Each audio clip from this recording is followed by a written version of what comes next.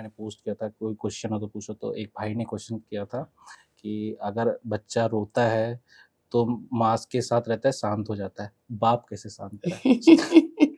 बहुत ज़्यादा केसेस बढ़ जाते हैं, बच्चे अभी पैदा नहीं हुए कि डॉक्टर के पास जाना स्टार्ट हो जाता है। अभी जस्ट आपने बताया पॉडकास्ट स्टार्ट होने से पहले कि आप 60 बच्चों को देख के अभी आए हो।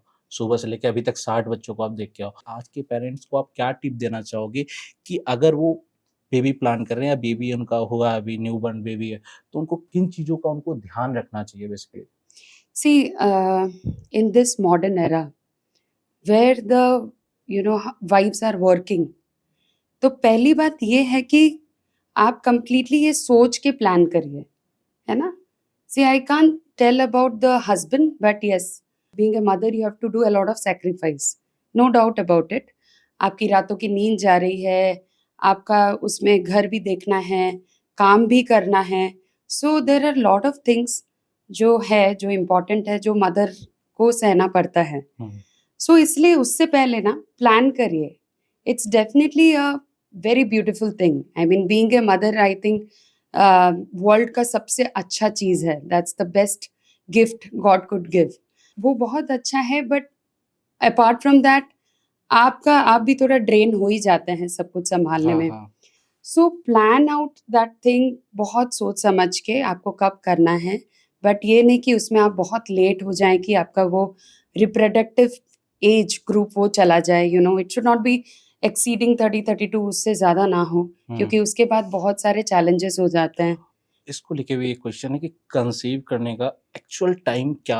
या जैसे अभी या तो 32 33 तो मोस्टली लोगों की शादी हो रही है अभी या तो सब प्लान वो कब करेंगे? See, for I don't boys it know is fine, but for a girl, for a girl. the reproductive age starts after 22. I mean 2022 में हो जाता है. But because everyone is working, और उस टाइम पे आप करियर पे फोकस करोगे या बच्चा देखोगे, सो ये बहुत इंपॉर्टेंट चीज़ें हैं. We as a medical professional also, हमारा तो तब पढ़ाई ही चल रहा था. So we can not, I mean it's a very, the thing is it depends on the women completely, है ना? जैसे इफ द वुमेन वांट कि मुझे अभी चाहिए, तो ठीक है, fair enough. I think the husband should support कि हम थोड़ा सा ब्रेक ले लेते हैं, then we will go for, अब हमें बच्चे को प्रायोरिटी देनी चाहिए. Then you should, that age comes nowadays, it is between 25 to 30. So तब आप प्लान आउट करें, एंड उस टाइम पे आप अपना डाइट, अपना न्यूट्रिशन, क्या खा रहे हैं, कितने घंटा सो रहे हैं, वॉक पे जाना है, ये सारी चीज़ें आप ज़रूर देखें, अपना सेहत का ख्याल रखें. Meet your gynaecologist, and when you are pregnant, after I mean few months, you can also meet a paediatrician. जो आपके बच्चे को डिलीवर करने जा रहा है, you can meet for once. Hospital देखने जा सकते हैं, है ना? You can meet your paediatrician over there. So अपना पूरा ख्याल रखें, जिसमें आप अच्छा diet, high fibre, calcium, iron and other vitamins that you should start taking. For a woman, I think आप पहले गायनी से मिलें एंड इन सब चीज़ों को देखें. मैंने पोस्ट किया था, कोई क्वेश्चन हो तो पूछो। तो एक भाई ने क्वेश्चन किया था कि अगर बच्चा रोता है तो माँ के साथ रहता है, शांत हो जाता है, बाप कैसे शांत कराए? तो मुझे लगा कि बात सही है, माँ के साथ तो चुप हो जाता है, अब बाप के साथ कैसे, उसके अभी फादर कुछ कैसे तो उसको। डिफरेंस होना चाहिए ना माँ और बाप में, हाँ? So that's you know that's a teaching for the father कि तुम लोग को भी उतना ही टाइम बिताना चाहिए. You get up at night and change वो diapers चाहते हैं and कि feed the child. So you need to wake up. You also support your wife. Wake up.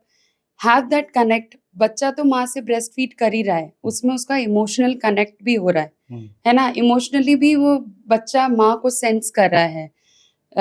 उससे उसका ब्रेन डेवलपमेंट भी अच्छा होता है ना?